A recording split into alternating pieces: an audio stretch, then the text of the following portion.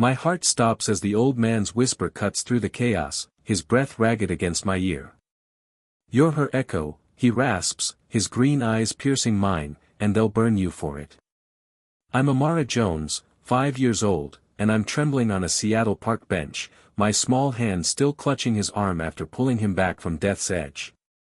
The note he slipped into my pocket feels like a stone, its words, Detroit fire, they know, scrawled in shaky ink. Sirens wail closer, and I don't understand why his words make me feel like running, but they do.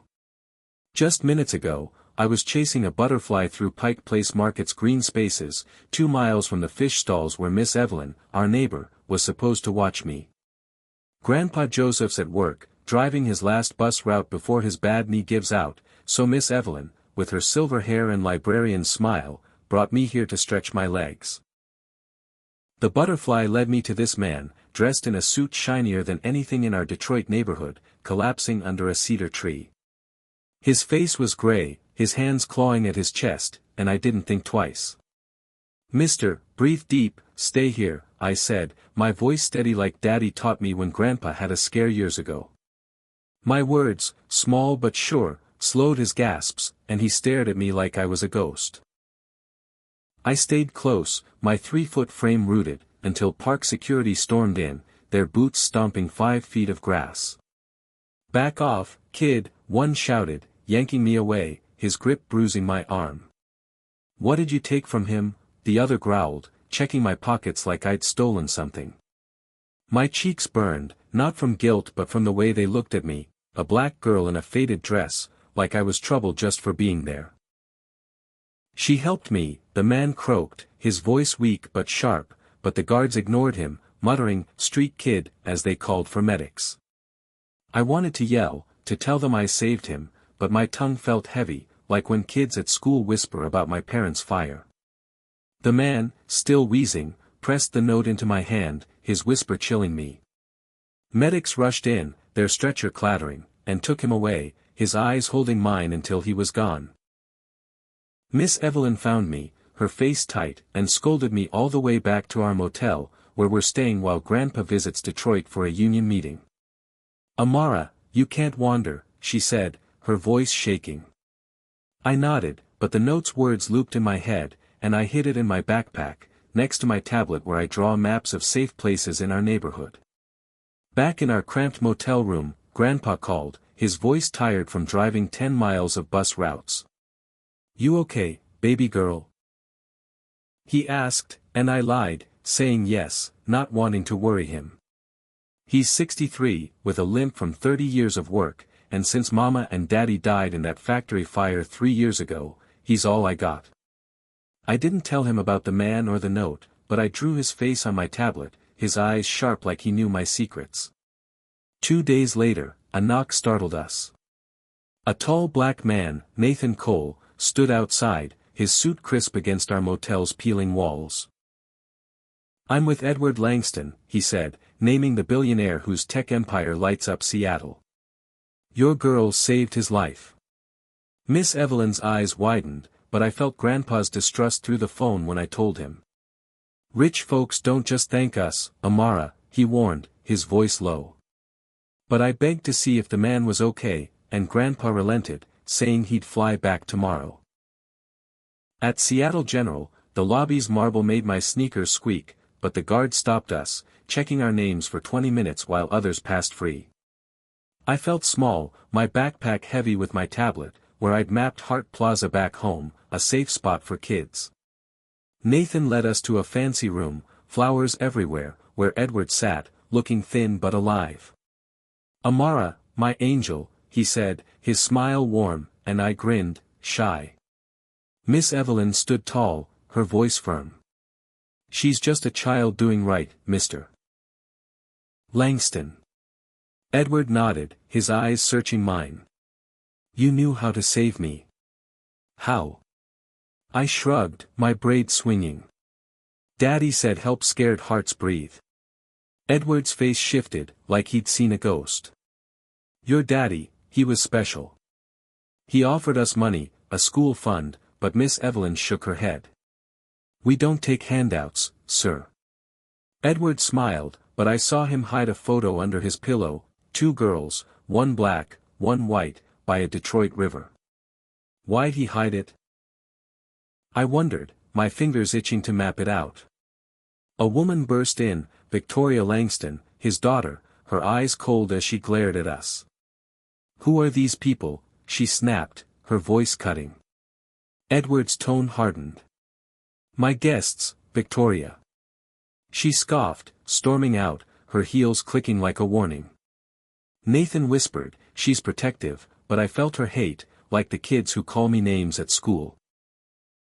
Back at the motel, I joined a storytelling circle Miss Evelyn started, where neighbors shared memories of lost ones. I told Mama's story, my voice small but strong, and folks clapped, their eyes wet. It felt good, like mapping safe places, but that night, I found $1,000 in Miss Evelyn's bag, no note. We ain't for sale, she muttered, but I saw her count the bills, thinking of Grandpa's $300 doctor visits. I didn't show her Edward's note, but I mapped his words on my tablet, adding a pin for Detroit fire. Why'd he say they'd burn me? I thought, my heart racing. Victoria's face flashed on TV, calling us opportunists, and I knew trouble was coming, bigger than my maps could hold. I'm Amara Jones, 5 years old, and my world feels like it's tilting ever since I saved that billionaire, Edward Langston, in Seattle's Pike Place Market. Back in our motel room, 2 miles from the park where it all happened, I can't shake his whisper, they'll burn you, or the note in my backpack, its words about a Detroit fire making my stomach twist. Grandpa Joseph's back from his union meeting, his limp worse after a 10-mile bus route, and he's watching me close, his eyes heavy with worry. Miss Evelyn, our neighbor with the librarian's smile, keeps the TV low, but I hear Victoria Langston's voice, Edward's daughter, calling us opportunists, on the news, her words sharp like the stares we got at the hospital. I don't know why she hates us, but it feels like the same hate I get at school when kids whisper about my parents' fire. I draw on my tablet, mapping safe places like Detroit's Hart Plaza, where I used to play, but my fingers shake, adding a pin for Seattle Hospital, where Edward's eyes looked right through me. Nathan Cole, Edward's assistant, knocks on our door the next morning, his suit crisp against our motel's dingy walls. Mr. Langston wants to see you again, he says, his voice smooth but guarded, inviting us to Seattle General, 3 miles away. Grandpa's jaw tightens, his hands gripping his cane. What's he want with my grandbaby? He asks, his voice low like when he talks about the fire that took Mama and Daddy. I tug his sleeve, my braid swinging. I want to know if he's okay, Grandpa, I say, and he sighs, agreeing, but his eyes say he don't trust Nathan's fancy smile. At the hospital, the lobby's marble makes me feel small, and the guard stalls us again, 15 minutes this time, checking our names like we're strangers, while others glide past. My backpack's heavy with my tablet, where I've mapped 20 safe spots in Detroit, places where kids like me aren't watched like thieves. Nathan leads us to Edward's room, filled with flowers and sunlight, and Edward's face lights up when he sees me. Amara, my little star, he says, his voice stronger, though he's thin, maybe 130 pounds now. Grandpa stands tall, his cane tapping. She's just a kid, Mr. Langston, doing what's right.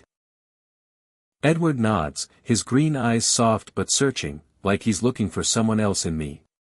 Your courage saved me, Amara. How'd you know what to say? I shrug, my words simple. Daddy taught me to help scared hearts. Edward's smile fades, and he leans closer. Your daddy. I knew him, Amara. Detroit, years ago. He was brave. My heart jumps, nobody talks about Daddy's past, not even Grandpa. Edward pulls a photo from under his pillow, quick, showing me 2 girls, one black, one white, laughing by a Detroit river. He hides it when Grandpa turns, but I saw, and my mind races. Why's he got a picture like that? I want to ask, but Victoria storms in, her heels clicking, her face cold as ice. What are they doing here? She snaps, her eyes slicing through me like I'm nothing. Edward's voice hardens. They're my guests, Victoria. She laughs, sharp and mean. You're losing it, father. Throwing money at strangers. Edward's hand tightens on his blanket. They're not strangers. Victoria glares at me, and I feel her hate, like the teacher who moves me to the back of class. Nathan steps in, his voice calm. Let's not upset Mr. Langston, he says, but Victoria's already gone, her words lingering like a storm. Back at the motel, I join Miss Evelyn's storytelling circle, where neighbors share memories of folks they lost. I tell Daddy's story, how he'd sing to me at Hart Plaza, and Miss Evelyn hugs me, her eyes wet. You're keeping him alive, Amara, she says, and I feel strong, like my maps are more than pins. But that night, Grandpa finds $1,500 in his bag, no note, and his face darkens. We don't need his charity, he growls, but I see him glance at the $400 hospital bill for his knee. I don't show him Edward's note, but I add a pin to my map for Detroit River, where that photo was taken. Days later, Nathan calls, saying Edwards invited us to his estate in Bainbridge Island, 10 miles across Puget Sound. Grandpa's against it, his voice sharp. He's pulling us into something, Amara. But I beg, thinking of Daddy's photo, and he gives in, his cane tapping harder. The ferry ride feels like a dream, but the driver's cold eyes remind me we don't belong. At school, my teacher, Ms. Carter, asks too many questions about Edward. Big friends, huh? She says, her smile fake, and I stay quiet, my heart pounding. Edward's estate is huge, with gardens stretching 200 feet, and Nathan greets us, his suit perfect. Edward's waiting in a room with books floor to ceiling, his smile warm but tired. Amara, you're like your daddy, he says, crouching despite his pain. He saw truth. Grandpa's eyes narrow. What did you know about my son? Edward's voice drops. He worked with me, Detroit, 90s. Found poison in the ground. Factories dumping in black neighborhoods. He fought to stop it. I gasp, Daddy, a hero. Edward pauses, his eyes far away. I let him down. Grandpa's cane shakes. The fire? Edward looks away, and I feel his guilt, heavy like my backpack. Victoria's voice cuts through, her heels loud. You're giving them my legacy, she shouts, her face red. Edward stands, steady. I'm fixing wrongs, Victoria. She laughs, cold. You'll regret this. She storms out, but I hear her on the phone outside, her voice low and mean. Get me the press. They're scamming him. My heart sinks, she's planning something big. Nathan drives us back, his eyes flicking to the rearview. Be careful, he whispers. Victoria's got friends in high places. At the motel, I overhear Nathan on his phone, his voice hushed. She can't know yet, sir. It's too dangerous. I freeze, who's he talking to? I add a pin to my map for Bainbridge, marking Edward's house, and draw the photos girls, my stylus sharp. That night, our motel doors ajar, a drawer open, nothing taken, but fear creeps in. Grandpa holds me, his 180-pound frame strong. We're in deep, baby girl, he says, and I nod, thinking of Daddy's fight. My map grows, pins for every clue, and the storytelling circle's stories echo in me, folks standing up, like Daddy did. Victoria's face is on TV again, saying we're trouble, and I know she's the one hunting me, just like Edward warned. My tablet hums, my map's alive with truth, and I'm ready to find out why. I'm Amara Jones, 5 years old, and the world feels like it's closing in, ever since Edward Langston's whisper about a Detroit fire and his note warning that they'll burn you sank into my bones. Back in our Seattle motel, 3 miles from where I saved him, I can't stop thinking about the photo he hid, 2 girls by a Detroit river, or Nathan's hushed phone call saying I can't know something yet. Grandpa Joseph's watching me closer now, his cane tapping like a heartbeat, his 180-pound frame hunched from worry and a bad knee that aches after years of driving buses 10 miles a day. Miss Evelyn, our neighbor with her warm librarian eyes, keeps the storytelling circle going, where I shared Daddy's story last night, my voice trembling but strong, and folks clapped, saying I'm brave like him. But Victoria Langston's face on TV, calling us scammers, makes my stomach twist, her hate like the kids at school who push me away. I draw on my tablet, mapping safe places like Hart Plaza, 500 miles away in Detroit, but my new pin 4, Bainbridge Island, feels dangerous, tied to Edward's estate where she glared at me. Nathan knocks again, his suit sharp against our motel's faded walls, saying Edward wants us at his Bainbridge mansion, 10 miles across Puget Sound. Grandpa's against it, his voice rough. He's dragging us into trouble, Amara, he says, but I beg, thinking of Daddy's photo, and he gives in, his eyes heavy. The ferry ride is quiet, but the driver's cold stare reminds me we're out of place, like at the hospital where guards stalled us 15 minutes. Edward's estate is a world apart, with gardens stretching 200 feet and a house bigger than my school. Nathan greets us, his smile tight, and leads us to a library with books climbing 20 feet high. Edward's there, looking stronger, his 130-pound frame steadier, but his green eyes hold secrets. Amara, you're a light, he says, crouching despite pain, and I blush, clutching my tablet. Grandpa's voice is firm. What's this about, Mr. Langston? Edward sighs, his face heavy. Your son, Daniel, worked with me in Detroit, 90s. Found factories dumping poison, lead, chemicals, into black neighborhoods, 100 acres of it. Kids got sick, families broken. He wanted to stop it. My heart leaps. Daddy, fighting for us. Edward's voice cracks. I didn't protect him. The fire, Grandpa's cane shakes. You knew about the fire.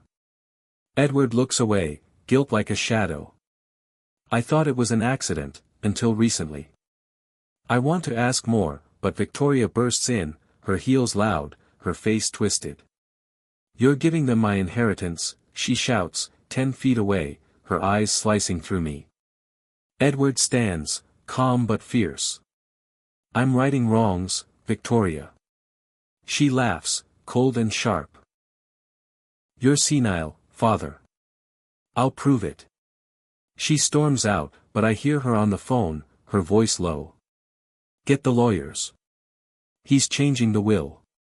My heart sinks, she's not just mean, she's dangerous, like a storm you can't outrun. Back at the motel, I join a new community radio project Miss Evelyn started, where kids like me record stories for a local station. I share Daddy's song from Hart Plaza, my voice small but clear, and the DJ says it'll reach 1,000 listeners, making me feel big. But that night, our motel room's door is scratched, a note slipped under it, leave Langston or regret it. Grandpa's hands shake as he reads it, his voice low. We're in deep, baby girl. I don't show him Edward's first note, but I add a pin to my map for Detroit factories, my stylus sharp. At school, Miss Carter's questions get pushier. What's Mr. Langston like, she asks, her smile fake, and I stay quiet, my braid swinging. I search on my tablet, finding a 1998 Detroit article about Daddy's fight against pollution, with a photo of him and Edward at a rally, 5 miles from Hart Plaza. Why'd Edward fail him? I wonder, my heart heavy. Nathan calls again, saying Edward's hosting a charity event at Seattle's Chihuly Garden, 4 miles away, and wants me there. Grandpa's furious.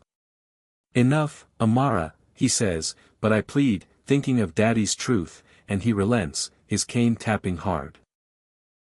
The event's dazzling, with glass sculptures glowing, but eyes follow us, whispers sharp like Victoria's glare. Edward greets us, his smile warm. Amara, your radio story moved me, he says, and I grin, shy. He asks about my maps, saying they're like Daniel's fight, marking truth. I show him my tablet, 20 pins glowing, and he nods, proud. But Victoria's there, her smile fake, and I overhear her with a man in a suit, 15 feet away. Spread the story. They're after his money, she whispers, her voice venom. My heart races, she's turning people against us. Nathan pulls me aside, his eyes serious. Stay close, Amara. Things are heating up. I nod, but I slip away to a quiet corner, searching my tablet for Detroit Fire 2002. An article loads, Langston Corp linked to arson, whistleblower silenced. My breath catches, Daddy was that whistleblower. I find a locked file in my backpack, a USB from the motel note, and plug it in. It's a video. Daddy, young, saying, Langston's hiding poison. I'll expose it. My eyes sting, he was so brave. Victoria's voice cuts through, 20 feet away. That girl's trouble, she tells a reporter, her smile cruel. Her family's dangerous. I freeze, she's lying to hurt us.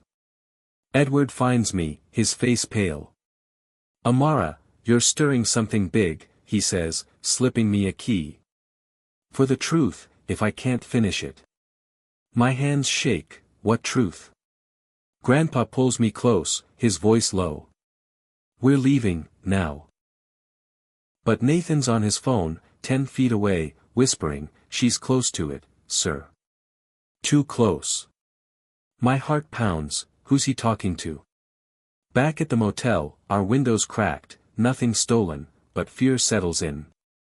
I record a new radio story, about Daddy's fight, and it airs to 2,000 listeners, my voice trending online with #Amara'sTruth.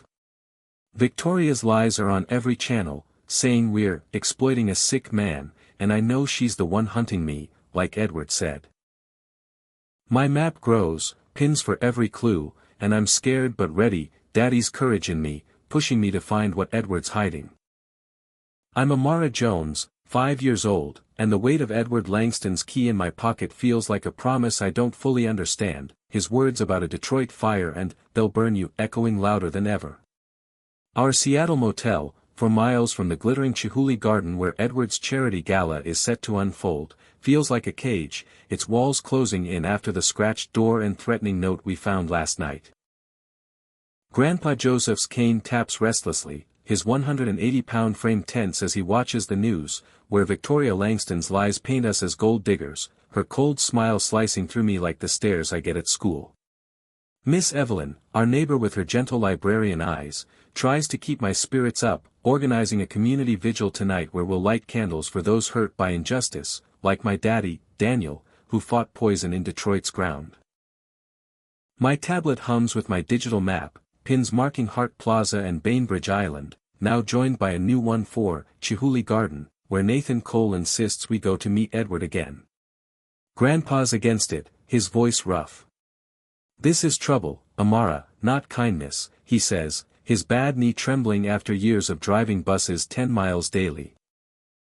But I clutched the key Edward gave me, thinking of Daddy's video on that USB, his brave voice saying he'd expose Langston's secrets, and I beg, we gotta go, Grandpa, for Daddy.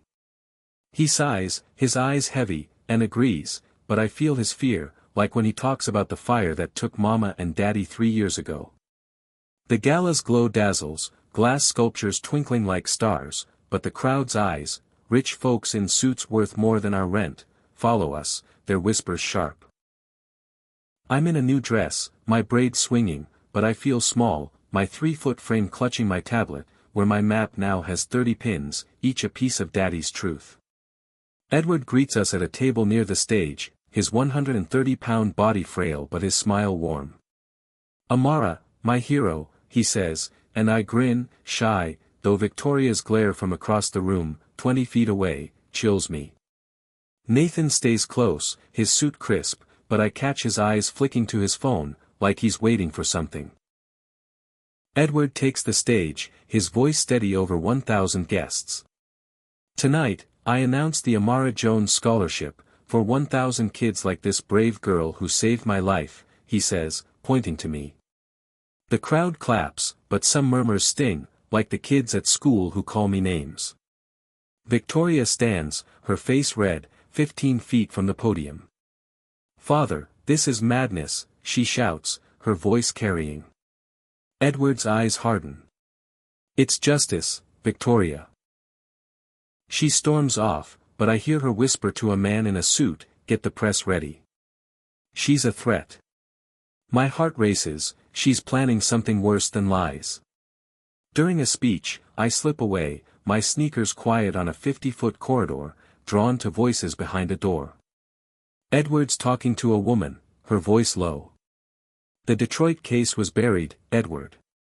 If she finds out," I lean closer, my tablet recording, but a hand grabs me, Victoria's husband, Robert, his grip tight. "Spying, kid." He hisses, his fingers digging into my arm. Edward appears, his face furious. "Let her go, Robert," he shouts, and slaps him, the sound echoing 10 feet. Gasps ripple through the hall, and security pulls Robert away, but Victoria's eyes meet mine, promising trouble. Back at the motel, our windows smashed, "Stay away," scrawled across a 10-foot wall. Grandpa's hands shake, and Miss Evelyn calls Nathan, who arrives in 20 minutes, his face grim. "You're not safe here," he says, moving us to a safe house in Tacoma, 8 miles away, with 2 guards. I clutch my tablet, where my map now trends online with hashtag Amara's Truth, 10,000 followers sharing my pins. I start a coded campaign, posting map clues about Detroit's poison, hoping someone sees the truth. Nathan whispers, "Victoria's got people everywhere, Amara. Stay low." But I overhear him on his phone, 10 feet away, saying, "She's got the key, sir." It's risky.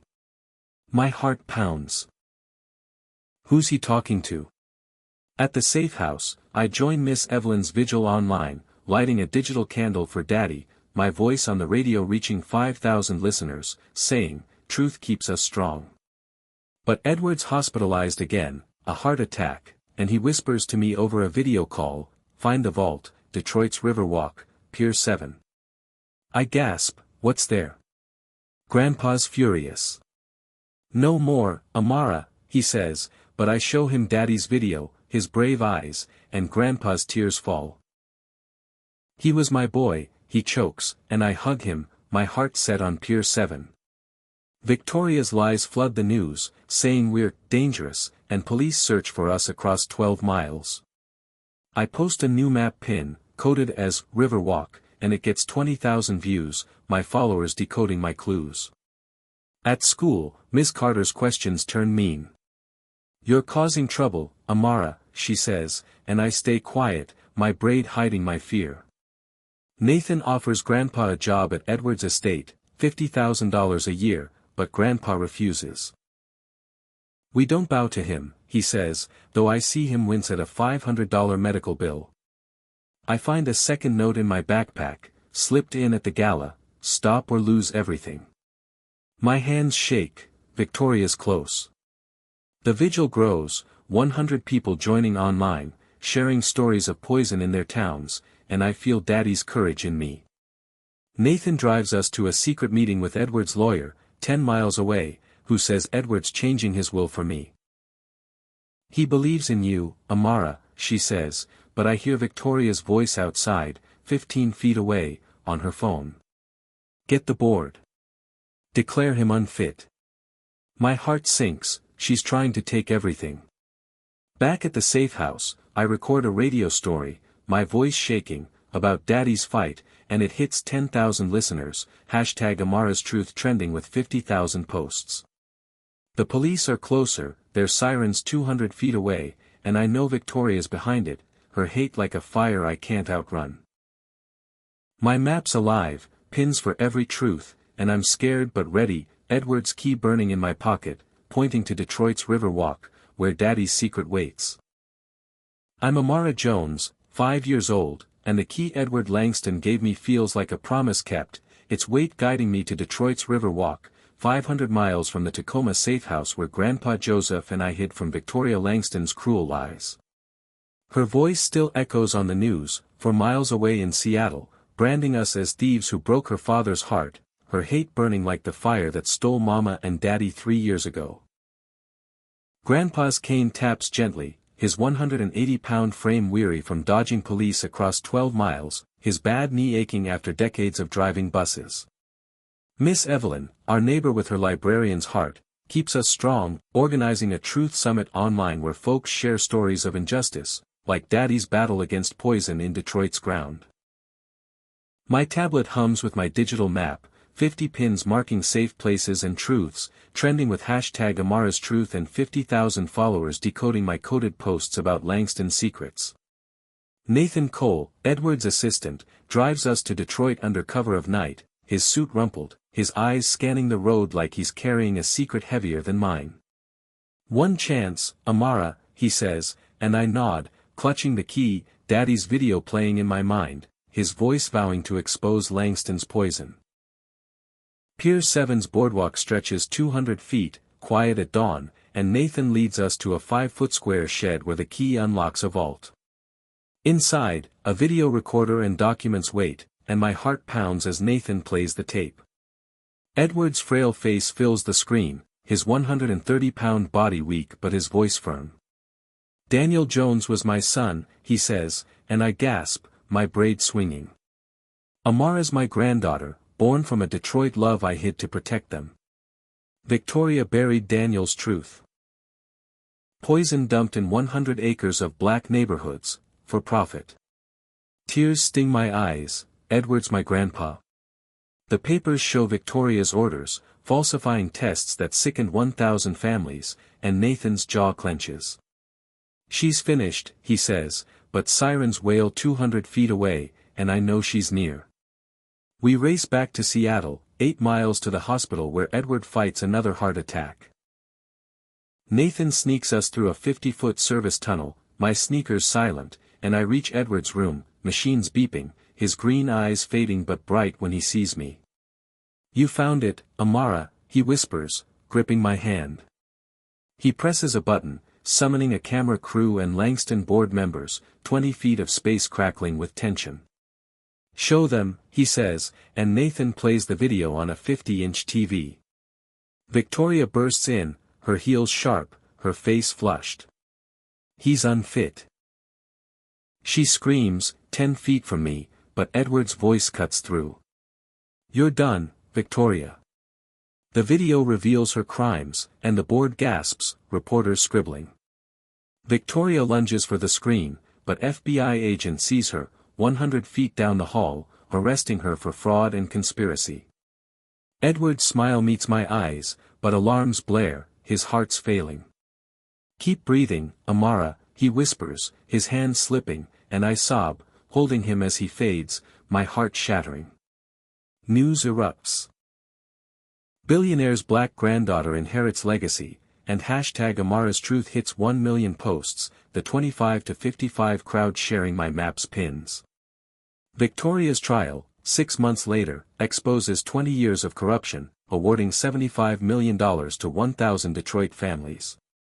Grandpa, free of charges, leads the Jones Foundation for Justice, funded by Edward's $100 million trust, rebuilding a 10,000-square-foot community center in Detroit's Hart Plaza, 1 mile from the Riverwalk. I organize a truth summit there, 2,000 people joining, my radio voice reaching 20,000, saying, "Truth holds us together." My map, now public, has 100 pins, shared by 100,000 followers, exposing poison across the country. At school, Miss Carter's gone, replaced by Miss Evelyn, who teaches Daddy's story, and I feel proud, my braid swinging. Grandpa's knee improves, his $600 therapy covered, and he mentors kids at the center, his smile wider. Nathan admits he doubted Edward but stayed for me, and I hug him, his suit soft. The foundation funds 1,000 scholarships, honoring Edward's dream, and I speak at the center's opening, now 6, to 1,500 people. Daddy and Grandpa Edward fought for us. Truth's how we breathe. Grandpa hangs Daddy's photo beside Edward's, their smiles united, and the crowd roars, my heart soaring. Victoria's in prison, her lies broken, but threats linger, notes saying I don't belong in Edward's world. The summit grows, 5,000 joining online, sharing stories of poison towns, and I post a final pin, Heart Plaza, safe for all, hitting 200,000 views, the 25 to 55 audience vowing to check their air and water. I visit Edward's grave, 10 miles from Seattle, placing his key on the stone. We kept breathing, I whisper, my tablet heavy with Daddy's truth. The center thrives, with art studios and clinics, and Grandpa says, "You changed us, Amara." I launch a national map project, kids pinning safe spaces, trending with #truthmaps. Victoria's allies try to sue, but the foundation stands firm, and I feel Edward watching. Looking back, I see a scared girl who saved a stranger, not knowing he was family, and faced a world that judged me for my skin. I learned truth is heavy but frees you, like Daddy's fight and Edward's redemption. Courage isn't loud, it's breathing through fear, like I did for Edward. Love, from Grandpa and Miss Evelyn, holds you when hate burns. If you were in my shoes, with your heart, your life, your place in the world, how would you face such a fight to make things right? Would you map your truth, stand tall, and breathe for justice? My voice, small but fierce, echoes on the radio, 50,000 listeners now, urging everyone to fight injustice, and I know Daddy's courage lives in me, mapping a world where no kids burned for truth.